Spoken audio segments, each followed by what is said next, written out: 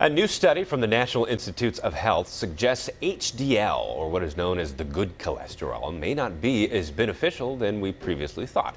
Joining us this morning on the day before Thanksgiving, thanks for coming in to talk about this, and this is right before we eat our big Thanksgiving meal, by the way, which is unfortunate. But we've got Dr. Kumar with Austin Gastroenterology. How are you, sir? Doing well. Yeah, it is. The timing is kind of poor. The timing is poor, yeah. We should have saved it for the next week, but we'll go ahead and do it here. We're going to glutton all through the holidays, so it might be a good segue into the holiday season. That's true.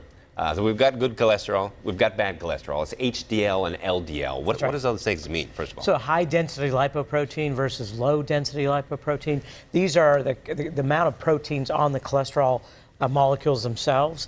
And, you know, the different structures kind of conveyed, we thought, a different kind of risk. So since the 1970s, we have classic data, the Framingham Heart Study, which comes from the 70s, that used to teach us that there were good and bad cholesterols, that LDL was bad cholesterol, that the higher your LDL was, that the higher your risk for heart disease and stroke, and that your HDL, high-density lipoprotein, that it was actually good for you, that we should strive to get it higher, and there were techniques that we could do to get it higher, like drinking little bits of red wine, exercise, using the statins could kind of sway the profile more towards HDL.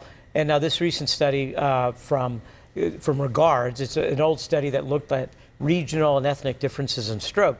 So it's data collected from 2003 to 2007, about 23,000 people, and it looked at both Caucasians as well as African Americans, and that's what was lacking in the 1970s. Yeah. It was more homogenous, just Caucasians that were looked at. So we just kind of translated that data to all different racial groups, but this was a little bit more particular in differentiating the racial groups and seeing what protective effort, molecules, things, and how they translated into different ethnicities, and the findings were interesting. Yeah, so what were they? Since we're encompassing more Americans, is there still good cholesterol and bad cholesterol, or what do you think? No, there's only bad cholesterol. There's only bad cholesterol. Bad cholesterol. It turns out that in Caucasians, a low HDL, which we always thought that a low HDL makes you at risk of heart disease, you don't have enough of the good stuff, that holds true. For Caucasians, a lower HDL was associated with a higher risk of heart disease, but in African Americans, it was not. And what was interesting, and what was the kicker, was that a high HDL level didn't protect anybody.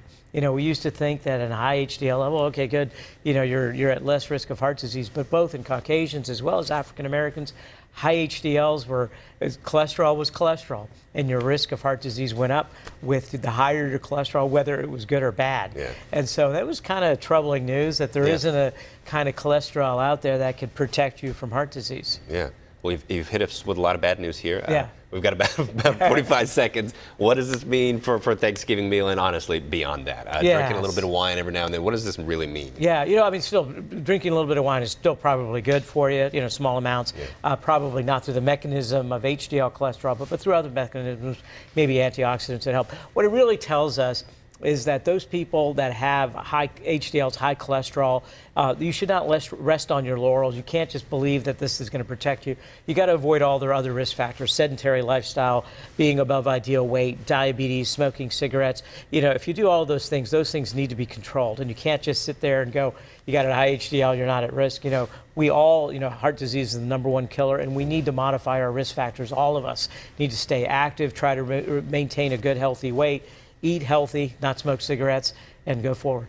Yeah, it's very important information. Happy Thanksgiving to you, sir. Thanks for coming on. Thank you. If you have a question for Dr. Kumar, you can email us at askdrkumar@gmail.com. You can also check out his website, drkumar.com.